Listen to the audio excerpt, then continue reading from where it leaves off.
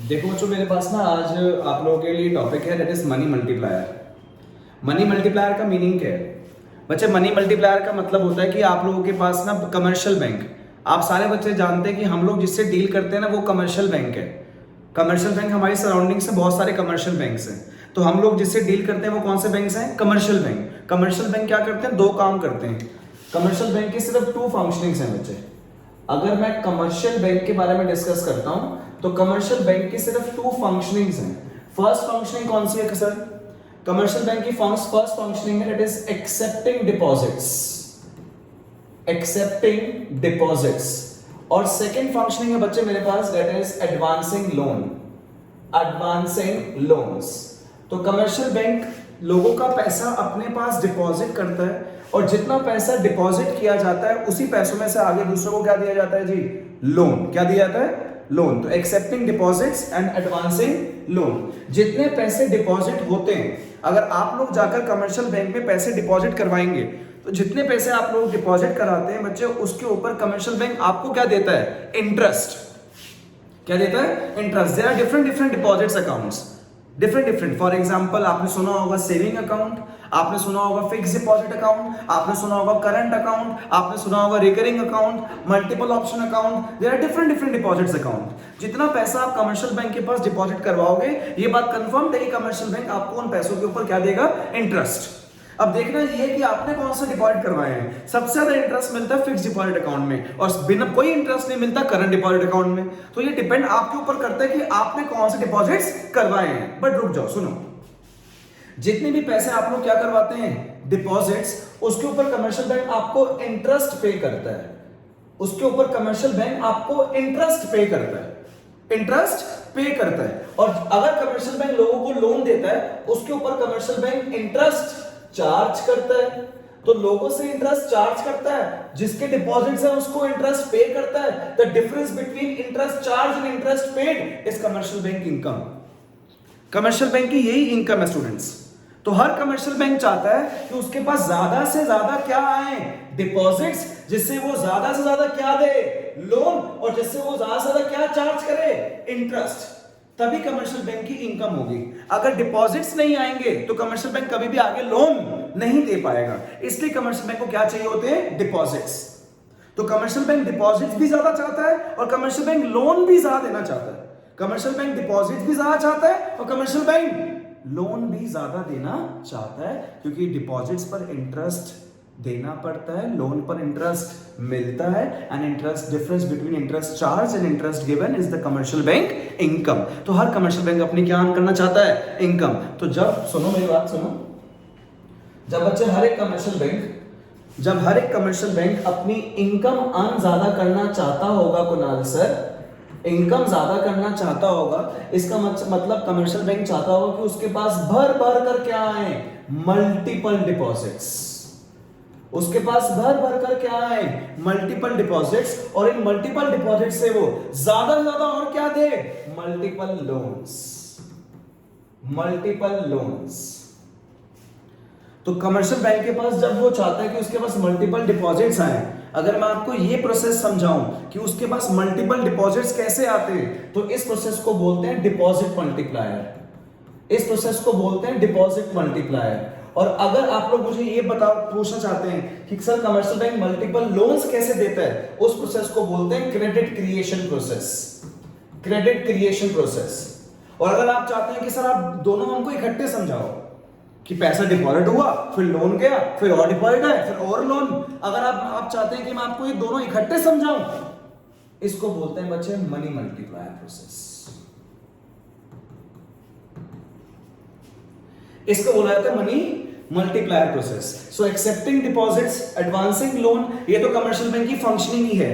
But commercial bank चाहता है उसके पास एक डिपॉजिट नहीं, उसके पास मल्टीपल डिपॉजिट आए। और कमर्शियल बैंक चाहता है कि एक लोन नहीं, वो मल्टीपल लोन दे। बट ये प्रोसेस पूरा समझाया जाता है, इसको बोलते हैं मनी मल्टीप्लायर। तो मैं आपको समझाता हूं कि ये प्रोसेस होता कैसे है।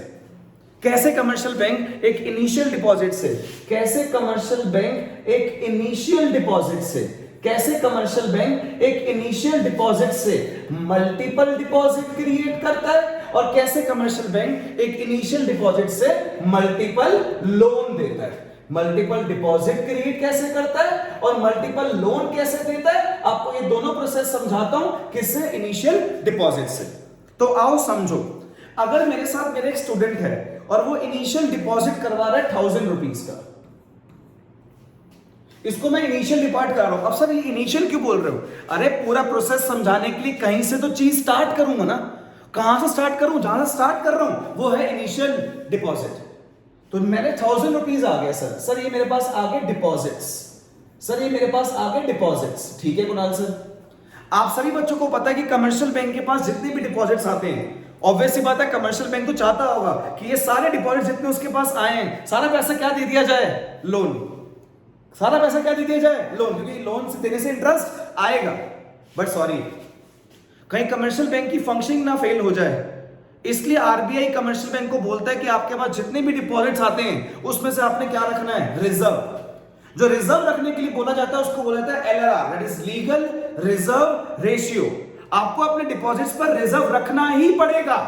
तो अगर मैं मान लेता हूं कि मेरे पास लीगल रिजर्व रेशियो अगर 10% है, 10%, तो डिपॉजिट कितना हुआ था? 1000। उसके रिजर्व्स कितना रखेंगे हम सर 10% का मतलब हो गया सर 100। और सर लोन कितना दे देंगे फिर? सर बाकी बचा हुआ पैसा लोन देंगे, दैट इज 900। डिपॉजिट्स मेरे पास 1000, सर रिजर्व्स मेरे पास 100, सर लोन मेरे पास 900। अब मेरी बात ध्यान से सुनना, मैं आपको ये नहीं समझा रहा कि ये क्या होता है, मैं आपको ये समझा रहा हूं कि इस डिपॉजिट से मल्टीपल डिपॉजिट्स कैसे क्रिएट होंगे और इस लोन से मल्टीपल लोन कैसे क्रिएट होंगे। इसको समझाने के लिए दो बातें बोलूंगा। पहली बात, या तो ये समझ लो कि जिसको हम लोगों ने क्या दिया है? लोन। या तो ये समझ लो जिसको हम लोगों ने क्या दिया है? लोन। उसने ऑब्वियस सी बात है कुणाल सर, लोन अगर लिया होगा तो लोन लिया होगा एक्सपेंडिचर करने के लिए, खर्चा करने के लिए लोन लिया होगा। सर लोन सिर्फ मिल रहा है तो कौन लेता है? लोन लिया जाता है खर्चा करने के लिए। तो जिसने लोन लिया होगा, जिसने क्या लिया होगा? लोन लिया होगा, उसने क्या किया होगा? एक्सपेंडिचर। और जिसने एक्सपेंडिचर कर दिया, तो मैंने लोन लिया तो मैंने खर्चा कर दिया। खर्चा किसी चीज के ऊपर तो किया होगा, और जिस चीज के ऊपर खर्चा किया किसी और की क्या होगी? इनकम। क्योंकि आपको पता है 1% expenditure is another persons income. अब मान लो कि जिसकी जितनी इनकम हुई थी उसने अपना सारा पैसा बैंक में क्या करवा दिया? डिपॉजिट। सर क्या बात कर रहे हो? सर जिसकी जितनी इनकम होती है वो सारे पैसे अपने बैंक में डिपॉजिट थोड़ी करवाते हैं। जिसकी जितनी इनकम होती है वो सारे पैसे बैंक में डिपॉजिट तो नहीं करवा। आप ये कैसी बात कर रहे हो? मुझे पता है कुछ लोग अपना पैसा अपने घर में रखते हैं और कुछ पैसा बैंक में क्या करवाते हैं? डिपॉजिट। बट सुनो, मैं अजम्पशन लेके चल रहा हूं कि पूरी दुनिया के अंदर सिर्फ एक ही बैंक है। मैं अजम्पशन लेके चल रहा हूं कि पूरी दुनिया के अंदर सिर्फ एक ही बैंक है और कोई भी इंसान अपने घर पर सेविंग्स नहीं कर रहा। इसको पता है कहते हैं? सुन लो क्या कहते हैं? One bank with no cash leakage. One bank with no cash leakage सबसे बेसिक अजम्पशन होती है बच्चों को पूरा ये प्रोसेस समझाने की, सबसे बेसिक अजम्पशन। जबकि अभी जो चल रहा है वो क्या है? मैनी बैंक्स विद लीकेज, जो अभी हमारी सराउंडिंग में चल रहा है। बड़ा कॉम्प्लेक्स प्रोसेस है। ऑब्वियसली बात है सर, आज भी 2021 में भी हर बैंक चाहता होगा उसके पास मल्टीपल डिपॉजिट्स आए और हर बैंक चाहता होगा कि वो मल्टीपल लोन्स दे। कंफर्म है सर, ऐसा होता होगा, आज भी होता है। बट आज जो प्रोसेस है वो है मेनी बैंक्स विद लीकेज। मैं आपको जो पढ़ा रहा हूं वो क्या है? One bank with no leakage. One bank with no leakage. तो सुनो जी, 900 रुपीज किसको क्या दे दिया हम लोगों ने? लोन दे दिया। जिसको लोन दिया वो उसने क्या कर दिया? Expenditure. 1% expenditure is another person income. अब उसकी इनकम हुई, कोई सेविंग तो है नहीं, सेविंग जीरो है, तो बैंक में उसने जाके पैसा जमा करवा दिया क्योंकि बैंक तो एक ही था और बैंक के पास नया डिपॉजिट आया कितने का? 900 का। या तो मैं इस चीज को ऐसे समझाऊं, या तो मैं एक और तरीका है इस बात को समझाने का, इस राउंड को समझाने का एक और तरीका है। मैं आपको बोलूं, हां जी, जिसको लोन दिया होगा, जिसको क्या दिया है? लोन। जिसको लोन दिया होगा कुणाल सर, वो लोन ना कैश तो नहीं दे दिया होगा, वो लोन कैश तो नहीं दे दिया होगा। वो लोन कैसे दिया होगा? सर वो लोन दिया होगा बैंक अकाउंट में। किसको लोन दिया होगा? तो उसका अकाउंट ओपन किया होगा, तो वो लोन दिया होगा कहां पर? बैंक अकाउंट में। तो बैंक अकाउंट में लोन दिया कि हाँ प्रथम ये तेरा लोन 900 रुपए मांगे थे ना, ये रहा, पर कैश नहीं दिया। किसमें दिया? अकाउंट में। अब अकाउंट में प्रथम जब चाहे तब निकाल सकता है, तो बैंक के पास नया डिपॉजिट कितने का आ गया? 900 का। आप ऐसे ही बोल सकते हैं। तो दो तरीके हो गए जी। हमारे पास दो मेथड हो गए जी। फर्स्ट मेथड प्रिकांशा, या तो मैं ये बोल दूं क्या कि जिसको लोन दिया उसने खर्चा कर दिया, 1% expenditure, another person income, and we are assuming that there is only one bank with no cash leakage, then it will be possible that there will be a new deposit, that is 900. या तो फिर ये बोल दे बच्चे कि जिसको loan दिया होगा कैश तो नहीं दिया होगा, एक अकाउंट ओपन करा होगा उसमें दिया होगा, ये ले अकाउंट ओपन किया तो उसमें दे दिया, अब जब चाहो तब निकाल सकते हैं, मतलब ये बैंक के पास नया डिपॉजिट आ गया 900 रुपए का। दो तरीके, आपने जब कभी, अब तो आपके पास थ्योरी नहीं है, बट आपने जब कभी भी ये समझाना है तो थ्योरी में दोनों बातें लिखते थे, ये भी लिखते थे that 1% expenditure is another person income, तभी आया 900, और ये भी लिखते थे कि जब कभी भी किसी को लोन दिया जाता है तो कैश नहीं दिया जाता, उसका अकाउंट ओपन करके दिया जाता है, फिर आगे 900। ये आगे सेकंड राउंड। अब सर नया डिपॉजिट 900 का, सर 10% क्या रखना है, रिजर्व्स, सर ये मैंने कितना रख लिया 90, सर 810 क्या दे दिया लोन, 810 रुपए मैंने क्या दे दिया लोन। अब जिसको लोन दे दिया, दोबारा सेम बात, जिसको लोन दिया उसने, बोलो आप, बोलो आप लोग, जिसको लोन दिया उसने एक्सपेंडिचर किया, 1% expenditure is another person income, किसी और की क्या हो गई इनकम, और there is only one bank with no cash leakage, जिसकी इनकम हुई उसने बैंक में आके 810 रुपए का नया क्या करवा दिया डिपॉजिट्स।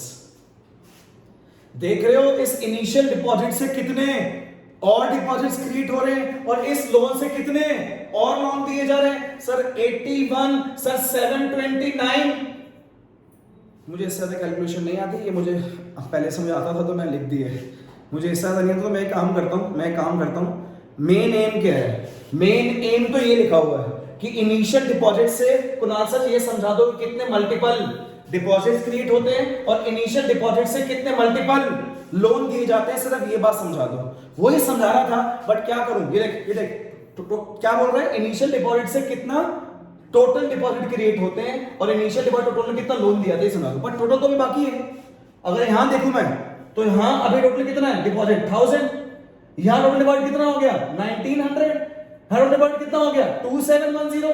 सर अभी तो टोटल डिपॉजिट बढ़ रहे हैं, है ना, अभी तो आगे करते जाऊंगा टोटल डिपॉजिट बढ़ते रहेंगे, तो आप उससे पूछ ही कह रहे थे कि कितने टोटल डिपॉजिट क्रिएट होंगे, तो ये तो बाद में पता लगेगा, बट मुझे इतनी कैलकुलेशन नहीं आती, कितने राउंड चलाऊं। फिर एक काम करता हूं, मेरे पास एक फॉर्मूला है, और वो फॉर्मूला क्या है, that deposit multiplier is equals to 1 upon reserves, 1 upon reserves into initial deposit,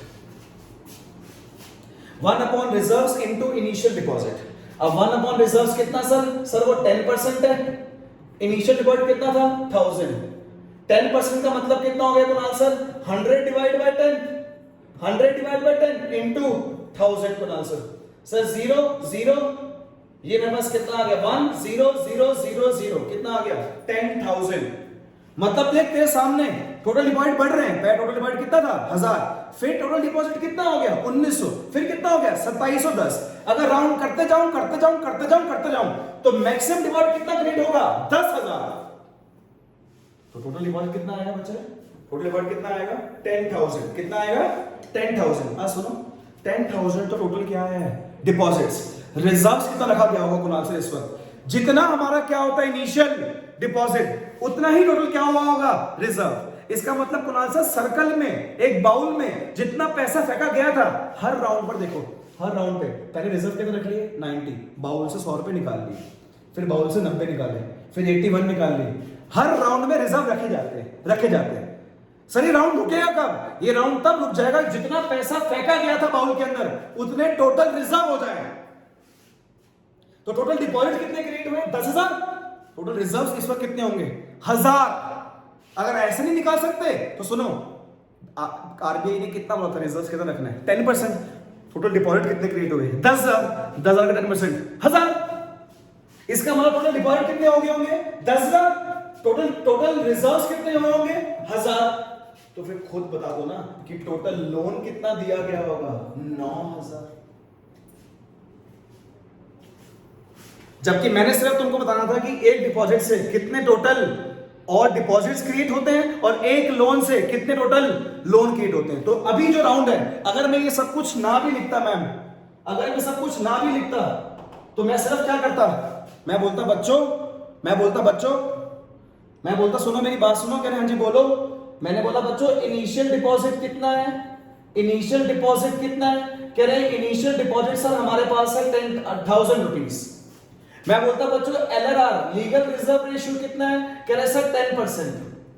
मैंने बोला बच्चों छोड़ो ना क्या बनाए टेबल, आप तो टेबल बनाना नहीं है, थ्योरी आनी नहीं है, तो एक काम करते हैं सीधा फॉर्मूला आके बता देते हैं। सर हमारे पास deposit multiplier is equals to 1 upon reserves into initial deposit is equals to 1 upon 10%, 10 मतलब 100 डिवाइड बाय 10 इनटू 1000। सर ये मेरे पास कितना आ गया, सर ये मेरे पास आ गया 10,000, ये मेरे पास आ गया 10,000 जी 10,000। तो सर इनिशियल डिपॉजिट कितना था 1000, टोटल डिपॉजिट कितना हो गया 10,000। सर टोटल लोन कितना हो गया, टोटल लोन कितना हो गया, सर टोटल रिजर्व्स इसमें कितना होगा, सर रिजर्व्स तो सर उतना ही होगा जितना क्या था इनिशियल डिपॉजिट। तो जब डिपॉजिट्स 10,000 हुए हैं, रिजर्व्स 1000 हैं, तो टोटल लोन कितना दिया गया होगा। ये होता है स्टूडेंट्स हमारे पास मनी मल्टीप्लायर।